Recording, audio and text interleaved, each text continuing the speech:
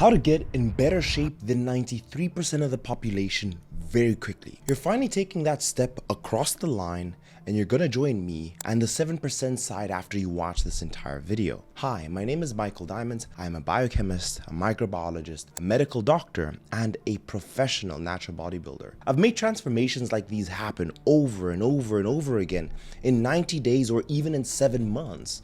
They've been done by a few simple tricks that anyone can do. And I'm going to show you exactly every single step that has to happen for you so you can get the same results, maybe even better. Look at my client Sandra. She dropped over 40 pounds and can finally see her abs after implementing these strategies. Sandra, I know you're watching this video and I want to tell you I'm super proud of you. And look at my client Harry, and I'm going to use him as an example throughout this entire video. He's a dad who loves his boys and he wanted to set an example for them, and he lost 86 pounds in 10 months and he saw his six-pack following these strategies. The same goes for JL, who dropped over 50 pounds, Dwayne, who saw his six-pack for the first time in his 80s. I'm showing you these people because I need you to listen very carefully so I can see you win just like the way my clients did and how they did it very fast. Let's not waste any more time. Let's dive into the 5 things that you need to change so you can get in better shape than 93% of the population. Now, the first mistake is sleep. Sleep is the foundation to your mental health, your physical health, and performance. I've been coaching for a decade, and every single client that I've ever worked with was sleeping 6 hours or less. And if you're saying, yes, I've heard this before and that you want to exit the door, that's probably the problem. Sleep is like fertilizer to a seed. Let's dive into the science of sleep and how it's stopping you from getting in better shape. And again, I say this, when someone works with me, the first thing we do is correct the sleep, and they lose 10 to 15 pounds by just doing this. So do follow the advice I'm about to share with you. There's this 2018 study by Wang and colleagues, and they published it in the Journal of Sleep, and they split subjects into 2 groups. For 8 weeks, 2 groups were in a caloric deficit. Group 1, the control group, slept normally, right? And group 2 only slept 60 minutes less for 5 nights out of the 7 days in the week. And for the last 2 days, they slept normally. And the results were staggering. Both groups lost equal amounts of weight due to the caloric restriction, of course. But what was interesting is, what did they lose exactly in that weight? So the group that slept enough hours lost 80% of that as fat, and in completely inverse proportion, the group that slept just 1 hour less lost 85% of that weight as muscle mass. Subjects sleeping normally lost most of their weight as fat, while subjects sleeping poorly lost most of their weight as lean muscle mass. And all of this was just from 1 hour less of sleep, 5 days per week. Imagine. There are also studies that have researched and shown the effects on your hunger hormones, leptin and ghrelin. So for those who don't know, right, leptin serves as a gauge for energy reserves, and it directs the central nervous system to adjust your food intake and your energy expenditure accordingly. So low leptin results in an increase in hunger and a decrease in energy expenditure. And that is the complete opposite of what we want. High leptin results in a decrease in your appetite and an increase in your energy expenditure.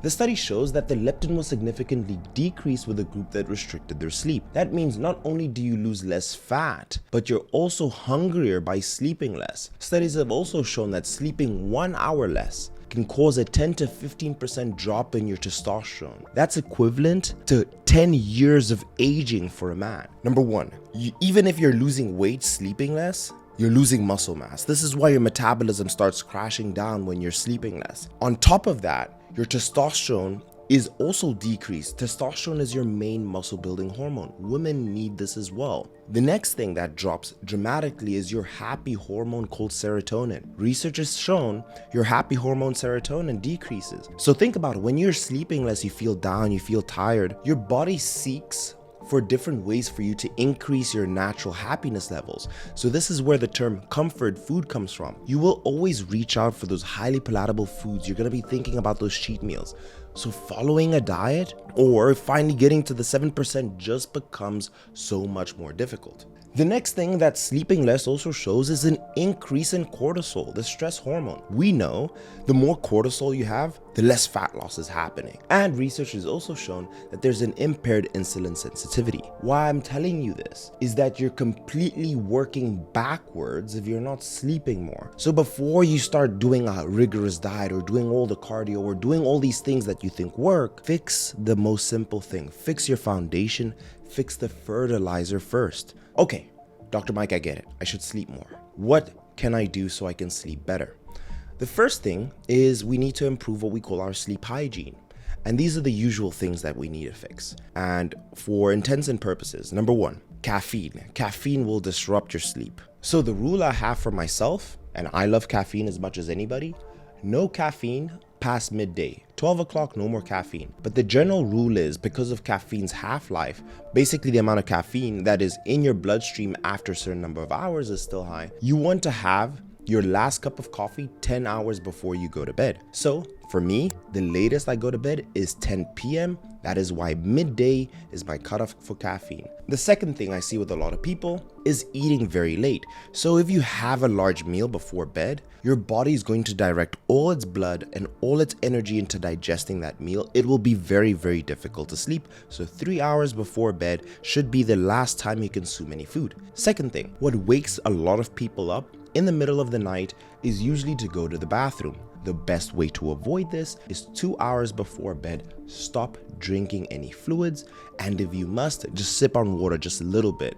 But 2 hours before bed, stop sipping fluids, and then 1 hour before bed. We need the natural production of melatonin. We call this the sleepiness hormone, which your body produces in response to light. However, your computer, your phone, all these devices emit the same light that the sun does, the blue light, and this decreases your production of melatonin, the sleepiness hormone. So at least 1 hour before bed, A, cut off all the devices, or B, just get blue light blockers for better quality of sleep. So those are the usual problems I see with people when they are not sleeping enough. But something that I also do that helps tremendously. But before I dive in, I want to thank today's sponsor, Momentous. Momentous creates supplements of the absolute highest quality. It's been 2 years since I've worked with any brand, and I chose Momentous because they work with health professionals like myself and Andrew Huberman. Also, because of the superior quality of their supplements, and they use single ingredient formulations. We'll also talk about their single ingredient formulations and how crucial they are for creating sensible, highly effective supplement regimens. This approach allows you to tailor the dosages to the individual ingredients and alternate the days of which you're using which specific ingredient depending on how you're feeling. When I recommend these to my clients, their main concern is 1, Mike, is it safe? And 2, am I gonna be dependent on these supplements? And here's the good news. Number 1, it nurtures your body to natural sleep-wake cycles, and it supports optimal function of your nervous system. Yes, it is safe for long-term use. It's formulated with natural ingredients that you get in everyday life, and it can be incorporated into your nighttime routine. For the sleep stuff, you get no grogginess and you wake up rested and rejuvenated. I use this myself and I recommend it to my own clients.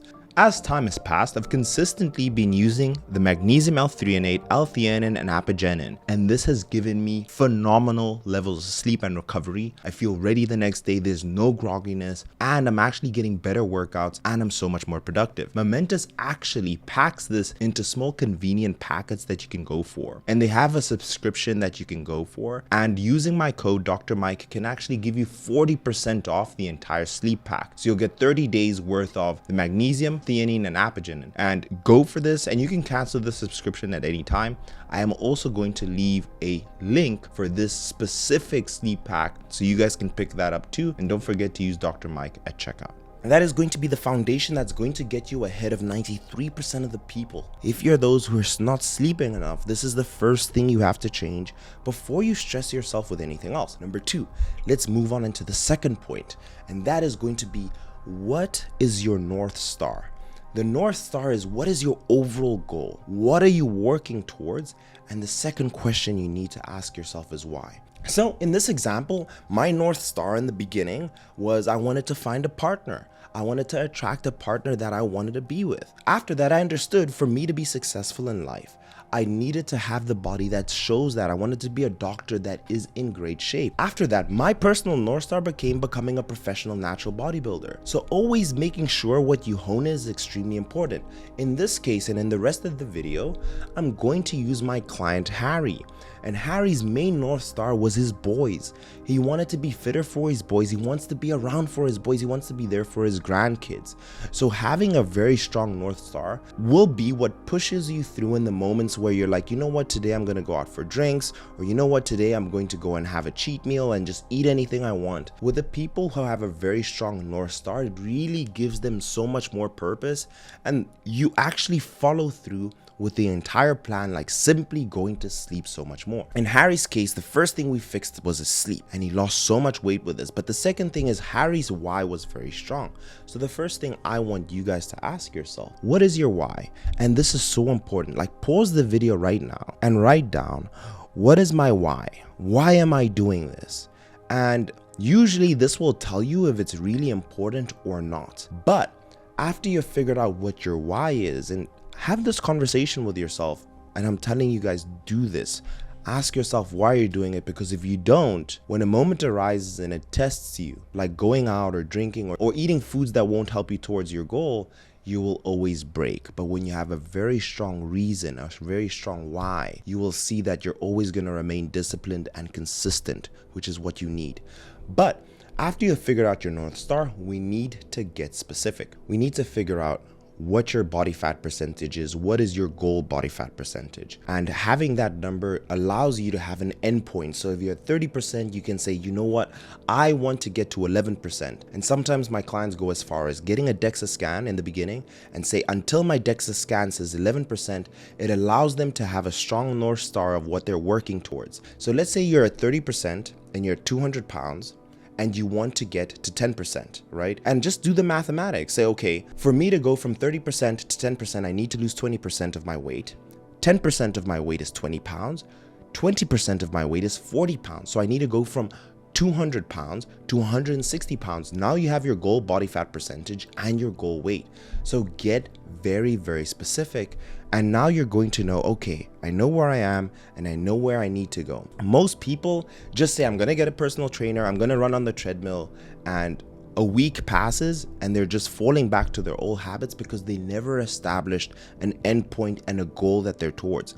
You guys have seen me do this countless. I write a checklist of all the goals that I'm after. Tip number 3 that will allow you to go into that 7%. What cannot be measured cannot be improved. And I'm going to call this section Tools of the Titans. You want to be able to use tools so you can see and measure if you're making progress or not, because if not, you're driving this car with a blindfold. You will never ever reach your goal if you don't have tools that you're using to track. And I'm going to give you everything that you need so you can track. Number 1, we need to track if we're making progress or not. The first and common one everyone knows is a weight scale.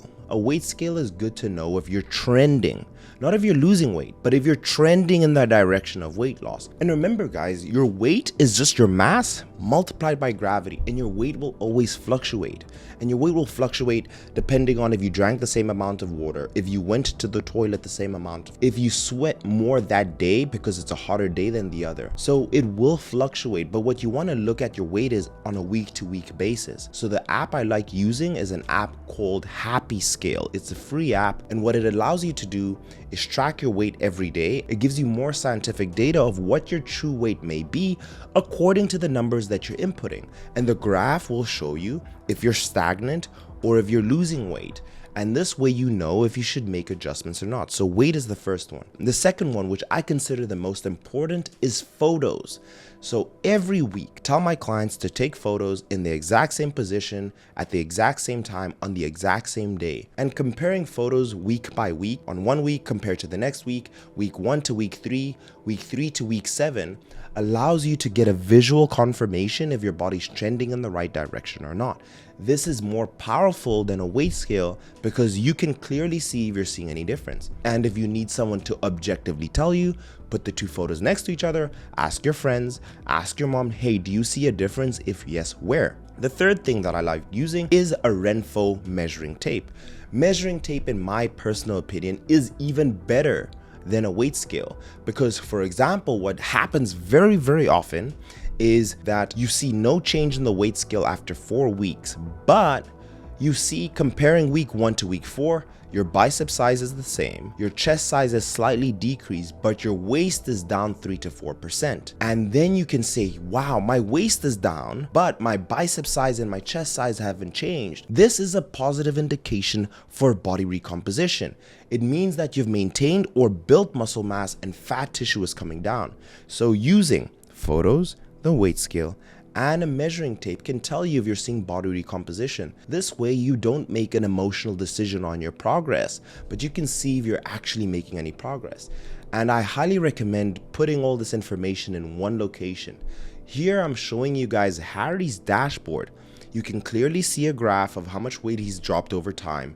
You can clearly see I'm comparing photos, and you can clearly see a dashboard of if he's lost any inches on his waist, arms. We measure everything. And this is what we call a dashboard. We're measuring the KPIs, the key performance indices, to see if there's progress being made. So just don't use one. The second thing that I recommend after tracking these things is make decisions on a week-to-week basis, right? Give it 7 to 10 days before you make a decision. Step 4, your nutrition.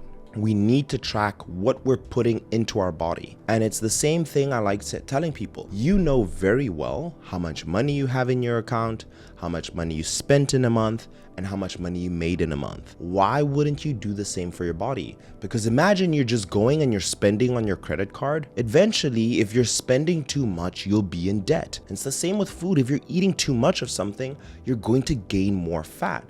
Or you're just spending too little, you're not using your resources accordingly for yourself to be able to progress. So track your food. MyFitnessPal, get the paid version. An app I've not used, but I've heard everyone say amazing things by a fellow YouTuber called Jeff Nippard. Macro Factor can help you track your food and give you macros as well. There's other apps like Lose It, and this way, you can clearly measure the amount of energy you're putting in your body. On this channel, I've shown you numerous times how to calculate your macros and how to do that. I'm gonna link how you can do that for yourself in the video if you need to figure out how much protein, carbs, and fats you should be eating. But measure the amount of calories you're intaking. And then of course, on the topic of diet, people always ask, Mike, what should I eat? How do I make this decision? So you're using MyFitnessPal to track. These are the very easy ways that you can track your own food. At simple basis, you can give yourself a 40-40-20 split. 40% of your total calories towards carbs, 40% towards protein, 20% towards fat. That's at a base level. That will help 90% of the population trying to get into shape. But if you want more detail, of course, watch that video that I described. When you're building your own meal plan, use the app and just make this decision. 80% of all the foods you should eat should come from whole foods, single ingredient foods. 20% should come from foods that you enjoy eating. This way, you can find a good balance with the foods that you're eating. So for example, make 4 meals. From those, make them whole foods, and 1 meal of the 4 meals can be anything that you enjoy eating. And for me, in my case, I'll just give you a rough example. I have protein oats in the morning. For lunch, I'll maybe have pumpkin with lean ground beef. For dinner, I'll maybe have chicken and rice. And then the 4th meal, my snack, I'm going to have a tub of ice cream.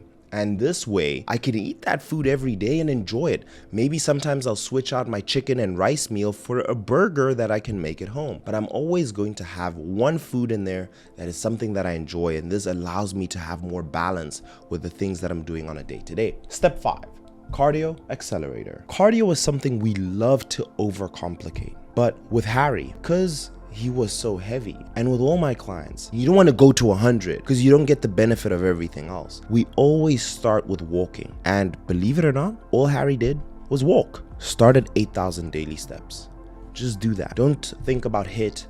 Don't think about your heart rate, all these things that are very complicated. Just say, hey, your only goal is 8,000 steps. And this way we're tracking your overall caloric expenditure. We're establishing a baseline. After 2 weeks, go to 9,000 steps. After 2 weeks, go to 10,000 steps, and so on and so on. I've had clients go as far as 20,000 steps.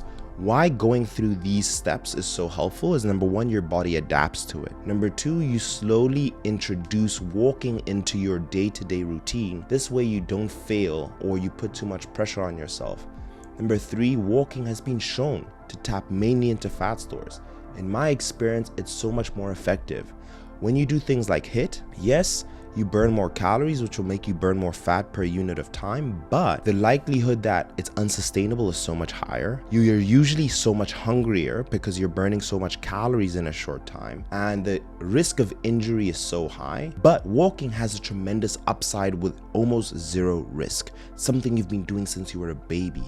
So walk more. These are the 5 things that's going to take you from that 93% population of people who are not in good shape to that 7%. That's all you have to do. Let me know in the comment section down below, guys. What of these steps are you implementing and how is that helping you? Do you agree or do you disagree? Again, a big thank you to my mentors. I highly recommend their supplements. Using the link in the description and code Dr. Mike at checkout directly supports me. I'll leave the video there. I'll see you guys in the next one. Cheers.